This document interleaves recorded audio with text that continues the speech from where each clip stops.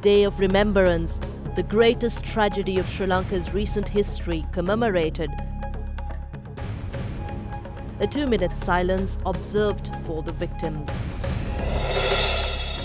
Strengthening foreign reserves position. Central Bank says nearly $300 million of Hambantota port lease agreement credited to government account. Protecting status. Ministries of Law and Order and Tourism join up to expand the tourist police division. When a tourist looks for a destination, they look for a safe destination. Sri Lanka has been able to fulfill this. We want to ensure it remains that way. Warnings from the elections chief. Media briefed on guidelines for local government elections as Commission chairman ready to face challenges on rejected nominations. In sports, 4th Ashes Test. David Warner dazzles on the first day of the Boxing Day tests.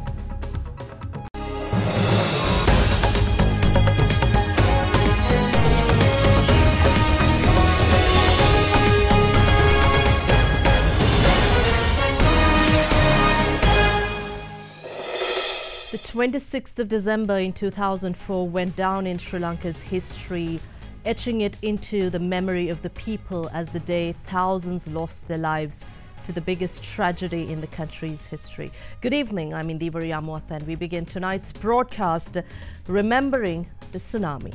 Over 35,000 Sri Lankans lost their lives to the tsunami, along with further 250,000 people from other countries falling prey to the disaster, recording one of the deadliest natural disasters. 13 years on today, it serves as a reminder of the might of nature and the frailty of human life. And for those who lost their loved ones, 26th of December forever will be a day of remembrance.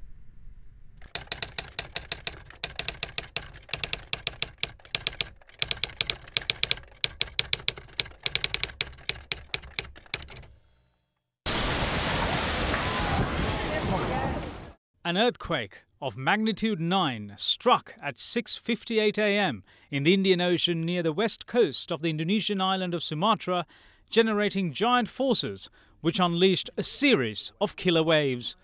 These waves ravaged across at more than 800 kilometers per hour, a speed equal to that of a jetliner.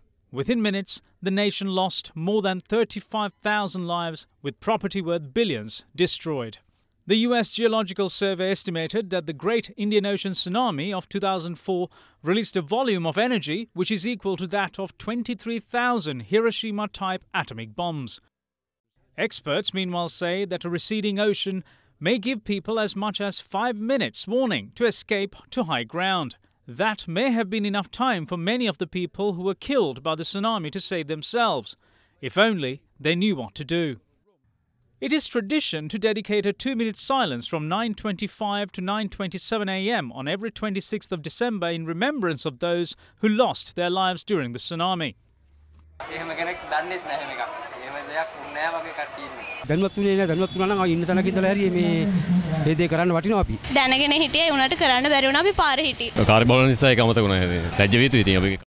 President Maithripala Sirisena, however, observed the 2-minute silence in memory of those who lost their lives to the deadly disaster at the Presidential Secretariat today.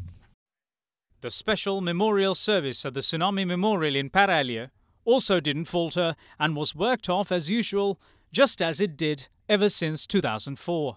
As per tradition, the train numbered 50, which was destroyed by the national disaster years ago, commenced its special journey from the Colombo Fort railway station to Mathura this morning. Relatives of victims as well as railway officials journeyed in the train to Paralia with a 10-minute stopover at the memorial before restarting its journey towards Mathura. They observed a 2-minute silence and also engaged in other religious observances.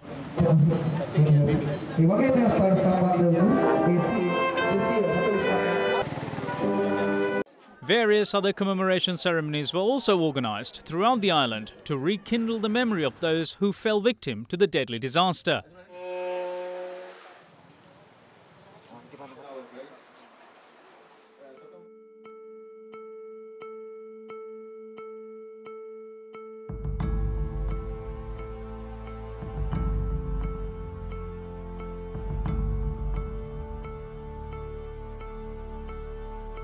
Mankind, in its perpetual pursuit to manipulate and tame nature, often forgets the fact that we are at its mercy if nature chooses to strike back.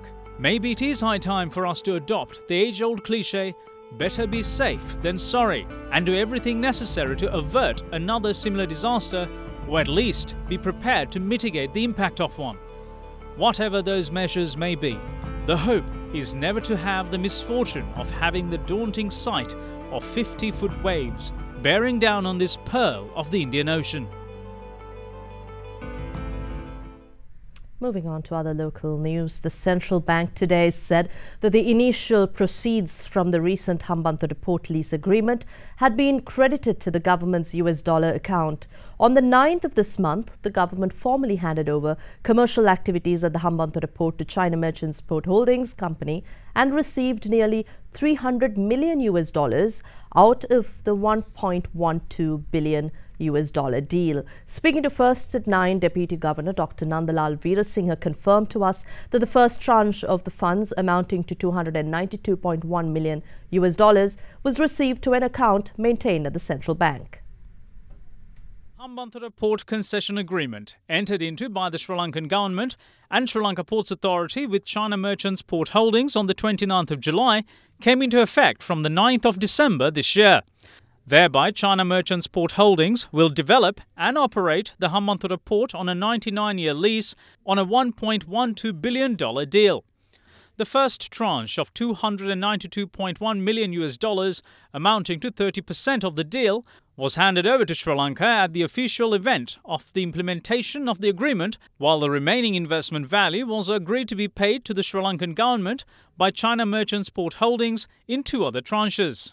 In a communique issued today, the central bank said, subsequent to the agreement signed between Sri Lanka Ports Authority and China Merchant Ports Holdings, $292.1 million was credited to the US dollar account of the government maintained at the central bank. When contacted, Central Bank Deputy Governor Dr. Nandalal Veerasinghe said the proceeds are kept aside to meet future debt servicing obligations of the country. According to official central bank data, Sri Lanka's reserves stood at $7,319.4 million in November this year, and with the latest deposit, Sri Lanka's foreign reserves would raise to $7,611.5 million. The government is taking measures to beef up the tourist police division in a bid to cater to increasing foreign tourist arrivals in the country. This was divulged by the Minister of Law and Order and Southern Development, Sagala Ratnayaka, together with the Minister of Tourism, John Amarathunga, this morning at a ceremony organised to hand over necessary equipment to police at the Independence Square in Colombo.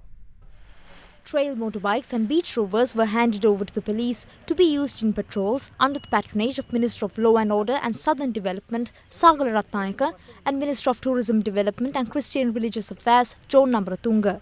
Trail motorbikes and beach rovers are to be distributed to tourist police stations in Sigiriya, Arugambe, Anuradhapura, Ettukala, Polonnaruwa, Moragalla, Pasikuda, Hikaduwa and Kandy. We have been contributing to the Ministry of Law and Order in order to purchase these vehicles, motorcycles and the beach rovers in order to assure the safety of all tourists who arrive in Sri Lanka. There are hardly any incidents, but nevertheless there have been a couple of incidents that have been reported. But with the presence of the police on these vehicles, will minimize that effect as well. When a tourist looks for a destination, they look for a safe destination. Sri Lanka has been able to fulfill this. We want to ensure it remains that way. It becomes even safer for tourists as much as for the locals in this country. Ministry of Tourism in 2017 they gave us 50 million rupees towards purchasing equipment, and we have purchased 18 trail motorcycles, trail bikes and 4 beach rovers for patrolling the beach areas. This is just the first step in equipping these places. We are increasing the number of tourist police stations by another 17. We will equip them as well once they commence, and in 2018 we will do a lot of work towards developing the tourist police division as much as we are doing for the rest of the Sri Lanka police. State Minister of Public Enterprise Development Lakshman Yapa Bewardena says the people's mandate is required to strengthen the powers of President Maithripala Sirisena at grassroots level in order to take bold steps towards resolving matters at Sri Lankan Airlines and Mihin Lanka. He said this speaking at a media briefing held at the party headquarters today.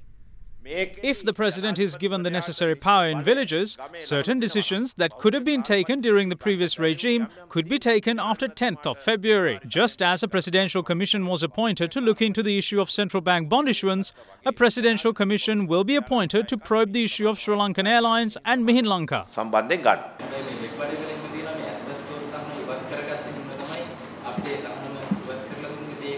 I saw that those politicians have said that the tea industry is destroyed, Sri Lanka won't have a market for tea when Russia imposes the ban, and that Kenya is continuing discussions with Russia to sell them tea. The issue of asbestos is also like that. Asbestos can be the main export of Russia. President Maithripala Sirisena could solve this issue within 2 weeks.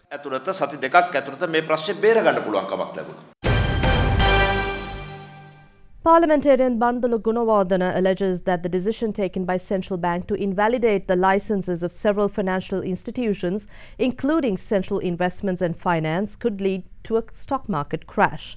On the 6th of November this year, the Central Bank had decided to issue a notice of cancellation of the license issued to Central Investments and Finance to carry on finance business, as the company was confronted with a severe liquidity crisis since year 2013.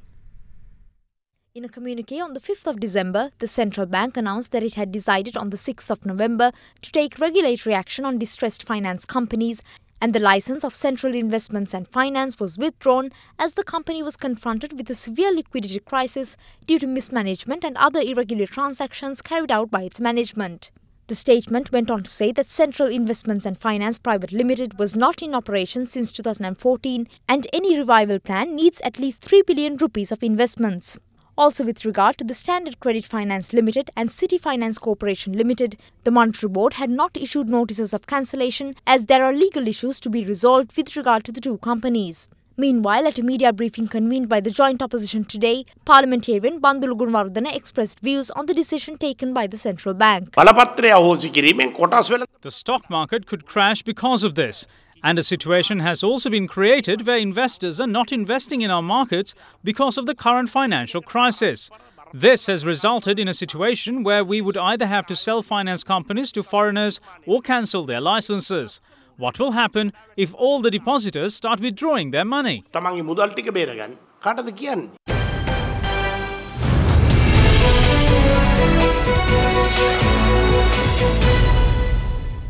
Well, before we move on to other local news, we take a look at your business segment. The CEO of the Colombo Stock Exchange, Rajiv Bandaranaike, recently joined leaders from the Global Capital Market and Business Fraternity at the London Global Convention 2017 on Corporate Governance and MP Sustainability, which was organized by the Institute of Directors, India. The convention aimed to provide a deeper understanding of the individual elements that combine to create an effective corporate governance framework, as well as to provide thought leadership on a number of topical issues of governance and sustainability.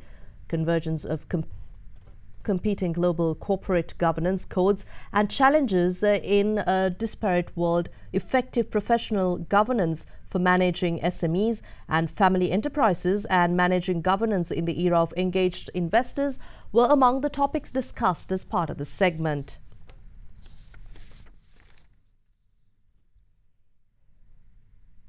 And Sri Lankan shares touched a near 2-week closing high today as investors picked up banking and diversified stocks with muted trading as investors went on holiday in the Christmas week. Investors were also waiting for direction on interest rates when the central bank unveils its monetary policy later this week. The All Share Price Index today ended 0.42% firmer at 6,350.30, its highest since the 15th of December. Let's now cross over to Amanda Lokugamage from the First Capital Holdings for a detailed report.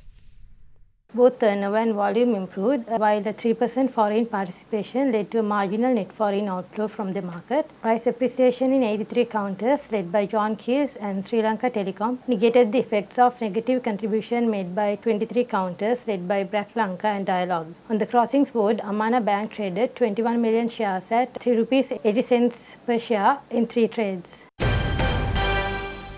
And the Sri Lankan rupee closed firmer today as exporter dollar sales and inward remittances surpassed demand for the US currency from importers. The spot rupee, which traded at 152 rupees and 85 cents during the day, ended at 152 rupees and 65 to 75 cents per dollar, compared with Friday's close of 152 rupees and 80 cents to 153 rupees.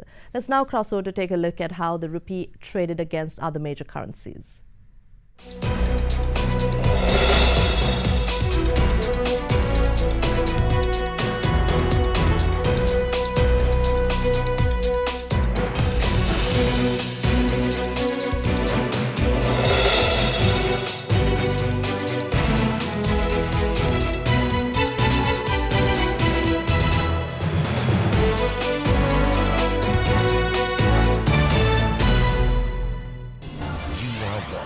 Sri Lanka's award-winning news channel, Derana 24/7.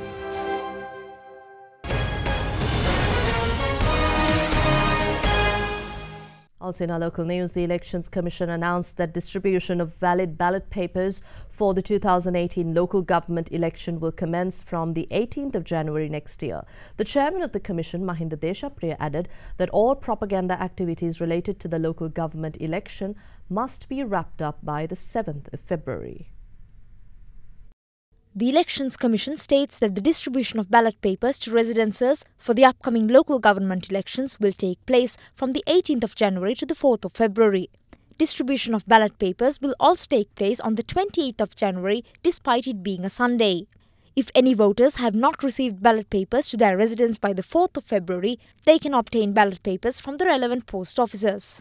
Meanwhile, Chairman of the Elections Commission, Mahinda Deshapriya, expressed these views during a seminar on the implementation of media guidelines held at the Department of Government Information. No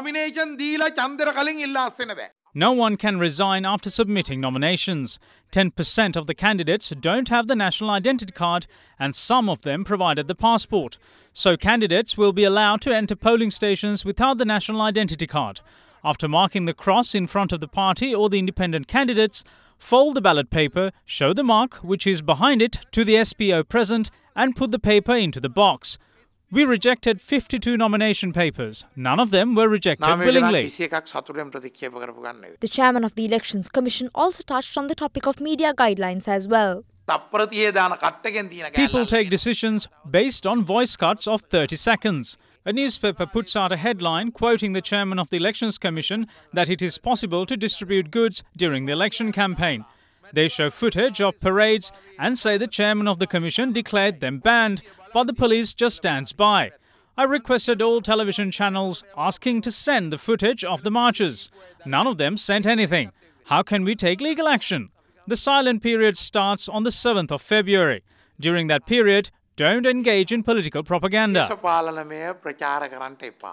3 prominent UNP members representing the Kalani electorate, namely former Kalani Pradeshiya Sabha representatives Kanishka Samarasinghe and Norbert Pereira, and former Paligoda Municipal Councillor Lakshman Pereira, met President Maithripala Sirisena today and pledged support for the SLFP. Meanwhile, a group of United National Party members in Solama, Tambutegama joined the Sri Lanka Freedom Party yesterday at a rally held under the patronage of SLFP General Secretary Tuminda Disanayaka. In the meantime, public representatives of the Nuwareli Municipal Council claim that the map of the border between its 3rd and 4th electoral wards differ from what is defined in the delimitation gazette notification. As an alternative, we have forwarded relevant documents to the Delimitation Committee requesting an amendment. Even if corrections are not made, it will not be an issue for the election. No injustice has been done to anyone. Meanwhile, various views were expressed by politicians on the upcoming local government elections. As justice should prevail, I would tell my leader that we must win the local government election and then establish UNP regime from the next day onwards. Maithripala Sirisena is the president of this country. No one can establish regimes according to their desires. If someone tries to do so, they will be able to see the results. They will lose what they already have. There are talks of both the parties being the same and that people will try voting for the JVP. The gentlemen from the UNP have nothing to say today. People know that just as they robbed the central bank after winning the central government, they will at least rob the rural banks if they win the Pradesh Sabhas. Traffic towards Colombo had been restricted to 2 lanes at Valikada Rajagiriya due to construction work of the flyover. The police urged motorists to use alternative routes in order to minimize the inconveniences caused due to traffic restriction. And with that, we take a look at some other stories making news from across Sri Lanka.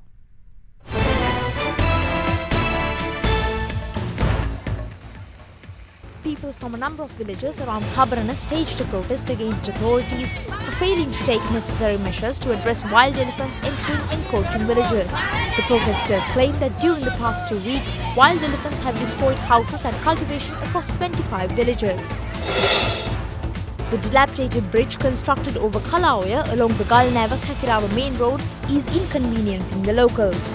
They say that the bridge gets inundated by about 10 feet when the Kalaoya floods during the rainy season and request the bridge to be repaired. 3 Chinese nationals embraced temporary monkhood in front of the Aukana statue of Lord Buddha today. Minister of Buddha Sasana Gamini Jaivikuma Pereira too joined the occasion.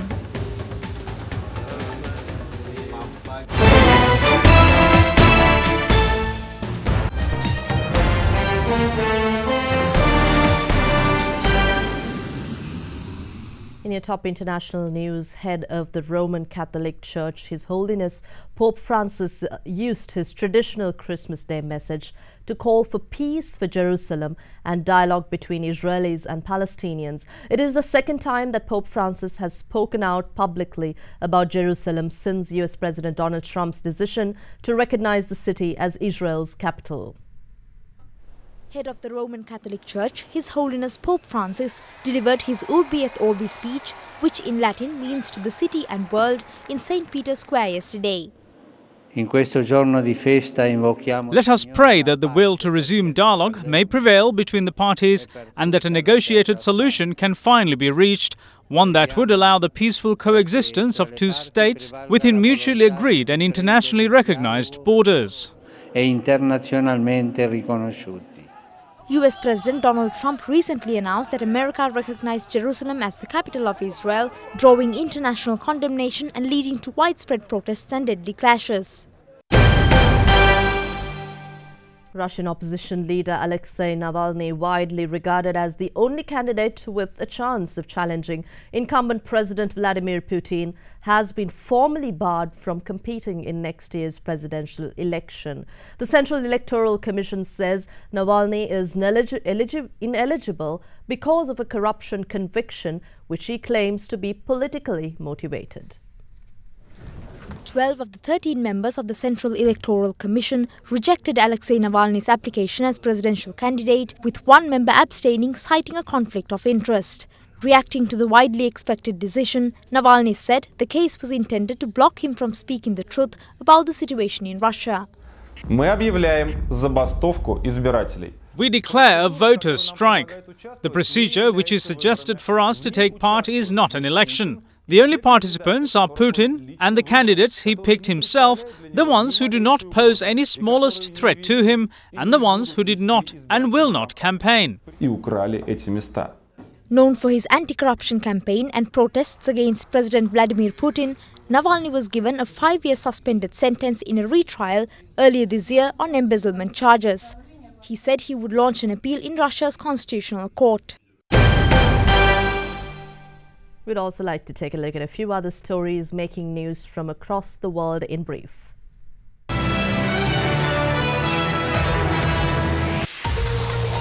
Britain's Defence Ministry today revealed that Russian naval activity near Britain had increased during the holiday period, adding that several Russian vessels near British waters were being monitored by the UK. British Defence Minister Gavin Williamson said in a statement after the incident that he would not hesitate in defending British waters or tolerate any form of aggression. A bus veered off a road in Moscow before ploughing into a subway entrance, leaving 4 people dead and 11 injured. There is no suggestion it was a terror attack, and Russian investigators said the driver told police the vehicle had suddenly moved out of control. Tropical storm Tembin weakened while passing southern Vietnam and continues to lose strength as it headed westward today. Nearly 1 million people were told to prepare for evacuation and some 70,000 were moved from low-lying areas to nearby schools. Tembin killed at least 240 people after passing through the Philippines. You are watching Sri Lanka's award-winning news channel, Other Derana 24/7.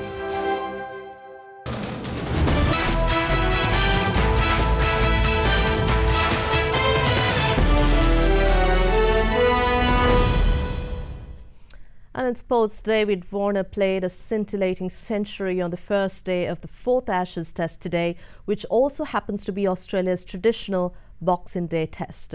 Warner's 103 helped the hosts end the day on 244 for the loss of 3 wickets in Melbourne. The match got underway today in a backdrop where Australia's coach Derana announcing that he would step down from the position after the 2019 Ashes Test series. In England, the 47-year-old who took the job in 2013 will lead Australia's World Cup defence in England before they attempt to win an away Ashes series for the first time since 2001. With Australia leading the 5-match series 3-0, the test is largely academic, but offers a chance to salvage some pride for the visiting English team, as well as the chance for whitewash for the Aussies. Captain Stephen Smith won the toss and elected to bat first, a decision vindicated by a 122-run opening stand. The fall of the first wicket changed the mood of the contest, but not before David Warner got to his 100. Warner fell for 103 as the second wicket, and with the score on 160, Usman Khawaja followed. Skipper Smith and Shaun Marsh navigated the sides towards stability and ended the day unbeaten on 65 and 31 respectively to leave the Aussies on 244 for 3. Tomorrow is the second day of the match. According to England's former captain Michael Vaughan, off-spinner Moeen Ali's form is a real issue for England. Moeen bowled only 6 overs on the first day of the 4th Test against Australia and has taken just 3 wickets in the Ashes series at a cost of 117 each. Vaughan said that he wouldn't have played him this week and don't see what he's going to offer. He said he would have played the young leg spinner Mason Crane. Moeen, playing his 48th Test in Melbourne, has made 5 centuries and averages 33.38 with the bat, but in the series has managed 116 runs in 6 innings. You are watching Sri Lanka's premier news channel, Other Derana 24/7. Let's now cross over to Sadhini Upeka at the Other Derana Weather Centre for your Forecast First evening edition.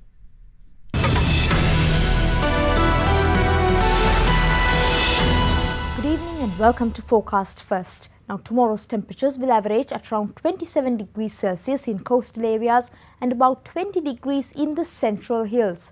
Now, a low pressure zone is expected to form over the east, gradually moving towards the southwest over the course of the day.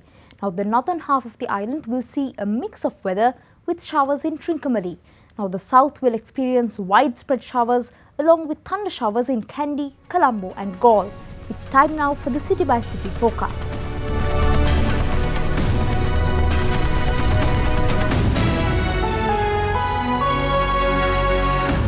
You are watching Sri Lanka's #1 news channel, Other Derana 24/7. And that's all from your news desk for tonight. But before you go, let us remind you to connect with us on Facebook by logging on to facebook.com/first@9 or follow us on Twitter at twitter.com/first@9. As usual, we'd like to leave you with some visuals, and we take you to the annual Christmas Carol service organized jointly by the Security Force Headquarters of Kilinochchi together with the 57th Division. The colourful event was held recently at the Nelum Piazza Auditorium in Kilinochchi. Enjoy these visuals. Have a pleasant evening. Good night.